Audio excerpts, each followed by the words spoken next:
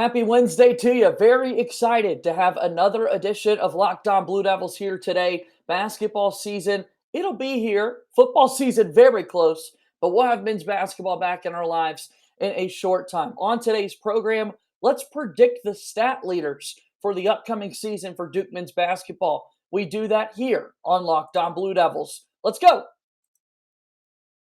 Hey, make sure you listen, man, to Locked On Blue Devils with J.J. Jackson. He's awesome, baby. You are Locked On Blue Devils, your daily podcast on the Duke Blue Devils, part of the Locked On Podcast Network, your team every day.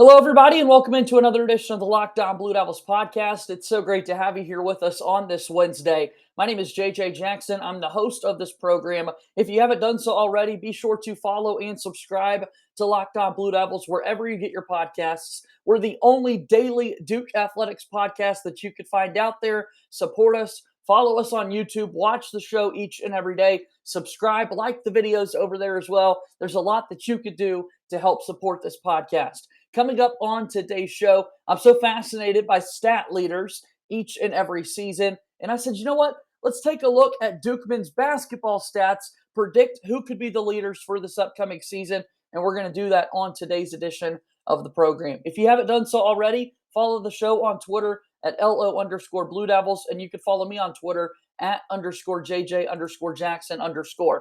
Joining me on today's show, my very good buddy, he's Josh Cox from Duke Football Talks Section 17 podcast. How are you, Josh? You ready to rock and roll today? Doing well, man. Ready to talk some basketball for sure. It looks like you got a nice little mustache growing in, man. So congratulations on that. Thank you, man. I'm working on the stash a little bit. I'm not sure how much longer this will go with some TV appearances later in the week for me. But yeah, we're Team Mustache right now. Also, if you're watching us on YouTube, I'm rocking a Bleed Blue Section 17 podcast shirt here, Josh. Tell folks about the shirt that you guys are putting out there. Yeah, so we saw about several of these this past Sunday at the open practice. But yeah, we put together a Bleed Blue shirt with our podcast logo on it. And you can find, if you go to our Twitter page, you can see it there. You can DM us, and we'll give you more information about how to order them. They're $20 a piece, $5 shipping. And we love them, and several players have them now. Shout out Nina King and her family have them now. So you might be seeing more and more of those shirts as the season progresses. That's pretty awesome. It's a great shirt. Find Josh on Twitter at Joshua Cox or at Duke FB Talk for more details on how you can get a shirt for yourself. All right, let's do this. I'm always fascinated by the stat leaders in various categories. We're always looking for content to talk about with Duke men's basketball this time of year. And now that we know that the roster is in place, Josh, I figured that this would be a pretty fun exercise for us to knock out today. What category in particular, if any, would you like? Comment first, and then what category do you want to start with? Well, my comment was in doing the research that you did, how underappreciated Matthew Hurt's season was that he had a couple of years ago. I was thinking that too, yeah. Like, I don't think Duke fans understand just how good of a season he had shooting the ball, scoring the ball. Anyway, that was my comment. I don't care where we start, man. I'm ready to roll. Going to be interesting season for sure. But I just wanted to make that comment first as I was looking through the numbers that Matthew Hurt had an incredible season 2 years ago. Let's talk about putting the ball in the bucket. And so what happened looking at our research, just to let people know, points per game is kind of what we're projecting for Duke leaders. Over the last 5 seasons, Paolo Banchero this past year at 17.2, Matthew Hurt the year prior at 18.3, Vernon Carey Jr. 17.8 in the COVID-shortened 2020 season. And then in 2018-2019, this was wild. RJ Barrett and Zion Williamson both averaged 22.6 points per game. You cannot make that up. Both top 3 picks in the NBA draft. And Zion played fewer games than RJ, but they still averaged the same amount of points per game. Incredible season. Still frustrating to me that team did not go on to win it all. But what a fun season that was, to watch and to be a part of. for sure. But yeah, I mean, look, if you take that in consideration, they averaged 22.6 a game in the last 4 seasons. The next highest points per game scorer at Duke has been Matthew Hurt. Right. It's pretty wild. Crazy, yeah. More than Paulo Banchero, more than Vernon Carey Jr. So in that context, it is incredible. interesting to think about that. And yeah, you'll hear Matthew Hurt's name in a lot of these categories. Shout out Hurt. I mean, what a guy he was, and hopefully he could get his career jump started at the next level. So the leading scorer for this year's basketball team, I don't know. Dariq Whitehead is kind of the first name that popped in to my head. I just feel like this guy's going to attack, and he's my early pick to be the leading scorer for the Duke men's basketball team. Where are you at, Josh? So Dariq Whitehead is primary in my brain, as well as Jeremy Roach. I feel like if, let's put it this way, if we're going to be successful this year and we're going to be able to reach the potential that we think we can reach, I feel like one of these two guys, is going to have to be our points per game leader.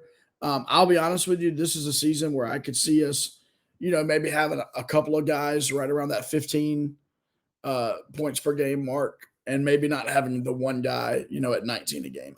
I don't know. But if you're going to go Dariq Whitehead just for the fun of it, I'm going to go Jeremy Roach. Like he's going to have the ball in his hand more than anybody. You think about it, the shot clock winds down. There's 7 seconds left on the shot clock.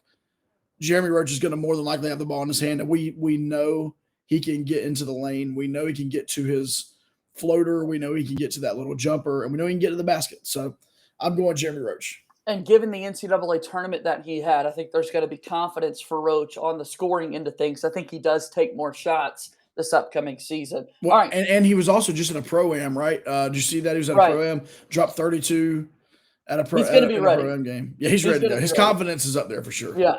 All right. Hit us up in the comments. Who do you think is going to be the leading scorer for the Duke men's basketball team this season? Next up, rebounds. This past season, Paulo was the leading rebounder at 7.8. Matthew Hurt, again, the year prior, 6.2. Vernon Carey Jr., good number, 8.8 rebounds per game in Carey Jr.'s 1 year for the Duke Blue Devils. And then our guy, Zion Williamson, once again, 8.9 rebounds per game. So over the last 4 years, the highest total, Zion Williamson at 8.9. Pretty good company there. These guys did a great job of cleaning up the glass. Yeah, I mean, maybe a little interesting. Last 2 seasons at least last season that Paulo Banchero out-rebounded Mark Williams. Maybe been a little bit of a surprise to people. If you remember the previous season, Mark Williams really didn't come on until the end of the year, and so it's no surprise that Matthew Hurt led the team that year. So that was a little bit surprising. I will say this year, I do believe it's a 2-man race between Kyle Filipowski and Derek Lively. That's my opinion. You could maybe throw another name in there if you'd like. But I'm actually going to go flip on this one. And I think maybe similar to this, Mark Williams would have been the guy you would think would have it, and Paulo wound up with it. I'm going to go that same route. You would think it's going to be Derek Lively, but I'm going Kyle Filipowski.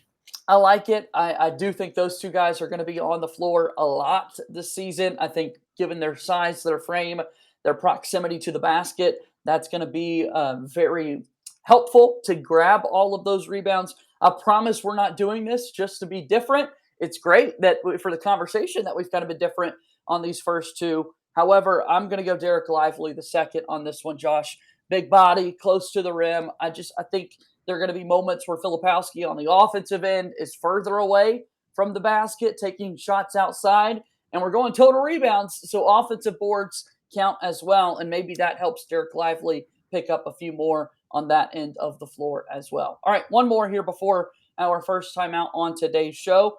Blocks per game. Looking at the last 4 seasons, Mark Williams a year ago, unbelievable, 2.8 blocks per game. The year prior was also Mark Williams at 1.4. The season before that, 2019-2020, Vernon Carey Jr., 1.6. And then our guy, Zion Williamson, once again, 2018-2019, 1.8 blocks per game. That guy, man. Zion. And we're not done talking about Zion, by the way, as we continue through these categories. That's what's wild. I think we'll probably be in agreement on this one. I think that the leaping ability, the wingspan, and just his knack for being around the basket, Derek Lively, for this one. Is my pick. And I mean, Yeah. if you have another person, man, I'm all for it. It's I it's think got that's to a be Derek consensus. Lively. Yeah, Yeah. Derek Lively is such an elite shot blocker, and I think he's going to do an outstanding job protecting the rim for Duke. I think it's going to be difficult to hold him to Mark Williams' 2.8 blocks per Right. game But average from last year. That would be amazing if you could get there. But I do think he's still going to do a great job protecting the rim for Duke. But to your point, I mean, their measurables are so similar. Right. They're built the same.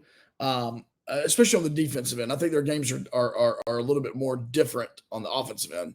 But defensively, I mean, they're both tall, skinny, rangy, long arm, like they're built to block shots. And so, I definitely see. And then also this year, I believe with good defenders on the perimeter in Grandison and Mark Mitchell and Derek Whitehead, people like that, it's just going to help even more when they do get in the lane. They're going to have a guy right on them, and then Lively's going to be coming across the lane for those blocks. So I definitely see him leading the team in blocks for sure. All right, we're looking at assists. Who's going to play the most minutes? Steals. A couple of more categories coming up, predicting the Duke men's basketball stat leaders for the upcoming season. We'll do that in just a moment here on Locked On Blue Devils.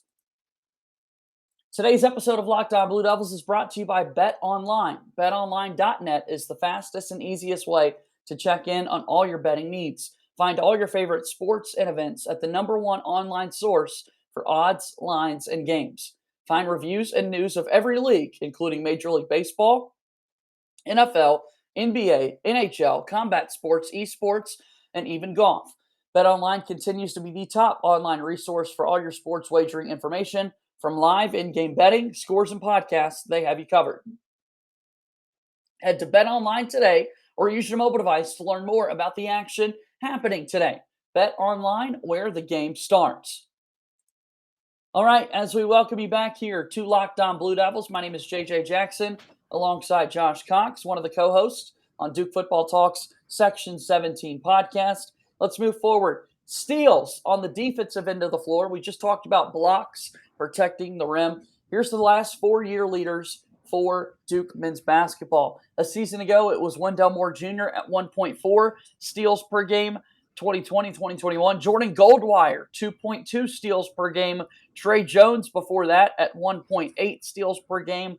And Zion Williamson in 2018-2019, 2.1 steals per game. Who would have thought that Zion had better numbers than Trey Jones and Wendell Moore Jr.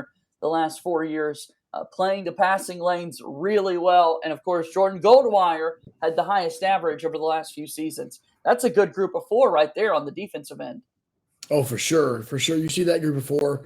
There's not much scoring taking place against those guys for sure. So, and once again, you see Zion on this list. And shout out to Jordan Goldwire, probably the peskiest defensive guard we've had at Duke since Steve Wojciechowski, in my opinion. And just really fit in the mold.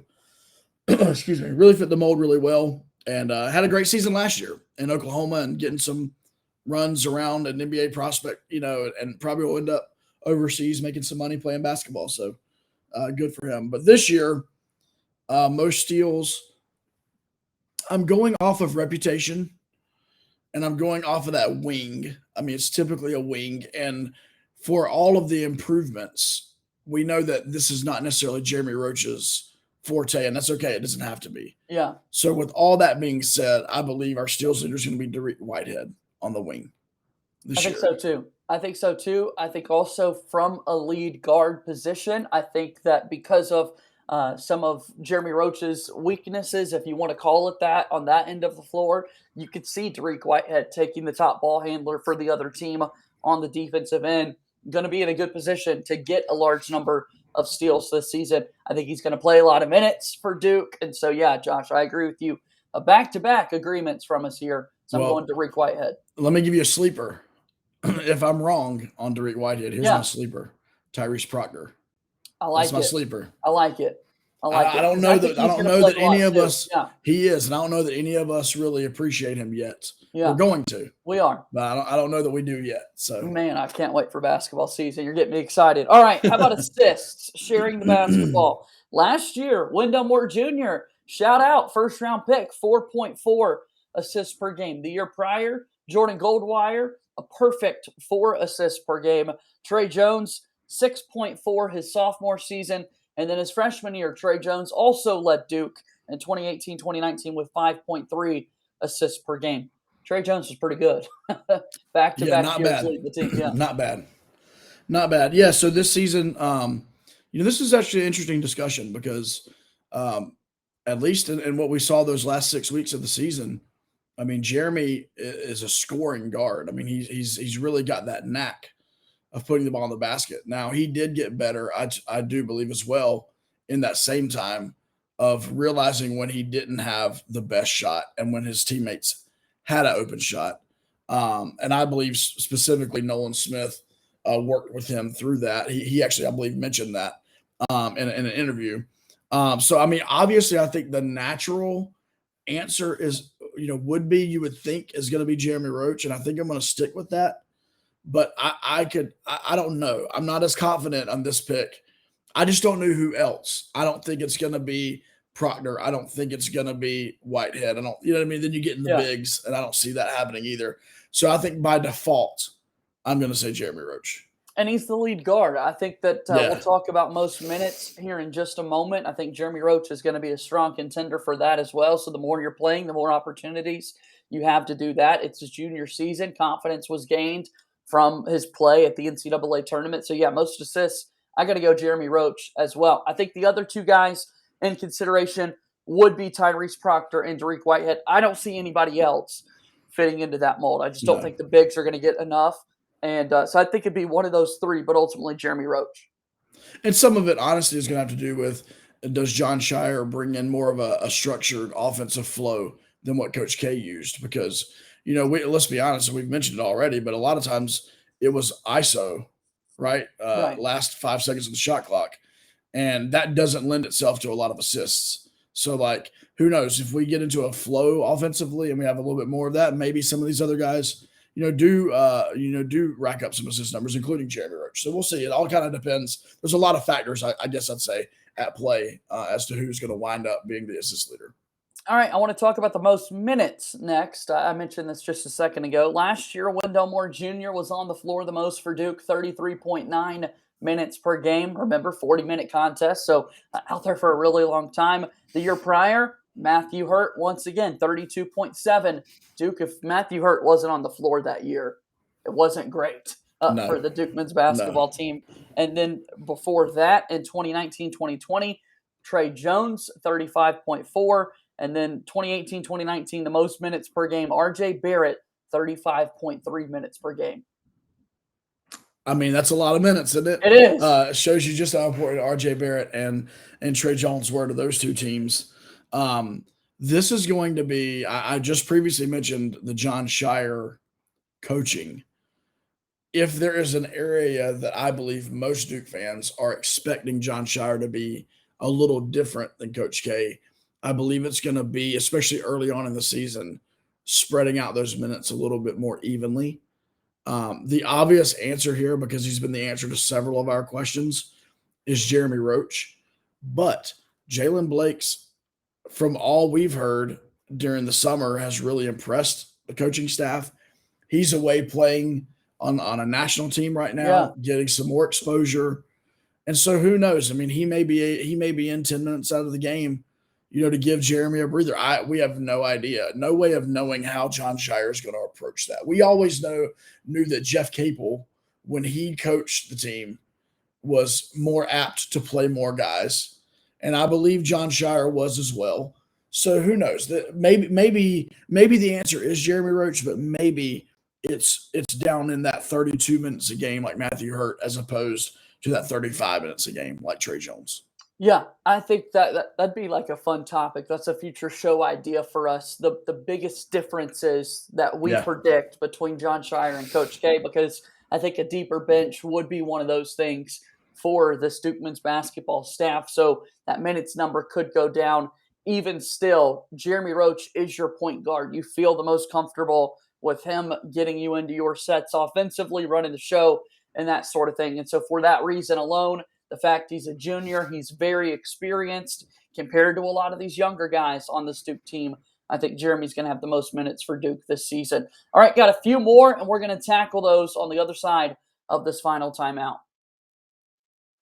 Thanks so much for watching and listening to Locked On Blue Devils today. What you need to do after this is go get more on the ACC by making Locked On ACC your second listen every day. Host Candace Cooper and the local experts like myself of Locked On take you across the conference in 30 minutes. Make Locked On ACC your second listen today. And how about this? For all my North Carolina listeners out there, training camp is moving along for the Carolina Panthers. I'm a big Panthers fan. Keep pounding. We're trying to figure out Baker Mayfield or Sam Darnold, who's going to be the starting quarterback for the Panthers. Julian Council is detailing every day of training camp. Go watch or listen to Locked On Panthers. All right, we move forward here on today's edition of Locked On Blue Devils. Final few moments. JJ Jackson alongside Josh Cox from Duke Football Talks Section 17 podcast. 2 more categories left to go. We love shooting, and that's where we're going here. Free throw percentage and 3-point percentage. This one's fun. I'm going to give out the leaders for Duke men's basketball over the last 4 years. There were a couple of seasons where a walk-on or two went 1 for 1 or 2 for 2. And so officially, Josh, I guess they had the way. But I'm looking at, I need good volume of attempts. And that's who we're going to highlight here. So shout out any walk-ons that get into the game. Shout out to Marshall Plumlee, right? Shout out to Marshall Plumlee. 1 for 1. Yeah. That's right. I forgot to bring up Marshall Plumlee. You're right, man. You're right. All right, so free throw percentage. The past 3 seasons, the leader has been Wendell Moore Jr., 80.5. His sophomore season, 84.8. And then his freshman year, 80.6 from the free throw line. And then the leader in the 2018-2019 season was Cam Reddish at 77.2% from the charity stripe. Got to knock them down. Got to knock down the free throws. What do you think, Josh? These final 2 categories are going to be very interesting. Very interesting. Because, it's not the volume necessarily. As long as these guys get up enough attempts, right, they're going to qualify. And so I'm going to go, man. Okay, I'm sticking with my guy, Jeremy Roach. I'm going to go with Roach this year. And it's against my better judgment. I want to say Jaden Shute so bad because I feel like his shot is so pure. But I think you're going to take Jaden Shute. So I'm going to take Jeremy Roach. Okay. Just for the fun of it. What if I didn't take Jaden Shute? Would you want to take Jaden Shute? Yeah, I'm going to take Jaden. If you're not taking him, I'm taking him because I think he's got the best shot on the team. He does. I think the attempts is an important thing. I do think we'll see Jaden Shute at the free throw line a good bit. If people just think he's a 3-point guy, obviously you're not going to get as many opportunities to get fouled and go to the line for that. This one is so tough, Josh, because just looking at the footage, and again, I don't have big high school numbers for Lively or Filipowski or Whitehead or even Tyrese Proctor. I think Tyrese Proctor could be a dark horse for this one here because those bigs for Duke have a really good stroke, Josh. Like, I'm so impressed watching them shoot the basketball. I hope, knock on all kinds of wood, that remains true for this upcoming season because like I do, the most frustrating times for Duke men's basketball is when free throws are not falling. I will take Jeremy Roach to be the best free throw shooter this year. I think again he's just going to have a big season. So all right. We got to make the freebies, Josh. We got to make the freebies. When you look back in historical games and you think back to that the insane Leitner 1992 game, just the fact that he had a perfect game. He literally didn't miss a shot, including 10 free throws. Right. You know what I'm saying? And I think we take that for granted sometimes. So just how incredible those types of things are. And you know what? At the end of the day, I know this is like what your grandmother says, like watching a game, but like they're free. There's no one guarding you. Like they're giving you the points. Knock them down. They're yours. So to sound like a 75-year-old lady watching basketball. Get your free throws. They're free. Yeah. So, shout out to all the grandmas listening to Locked On Blue Devils. We appreciate you. All right. 3-point percentage. Last one today. AJ Griffin, 44.7% last year.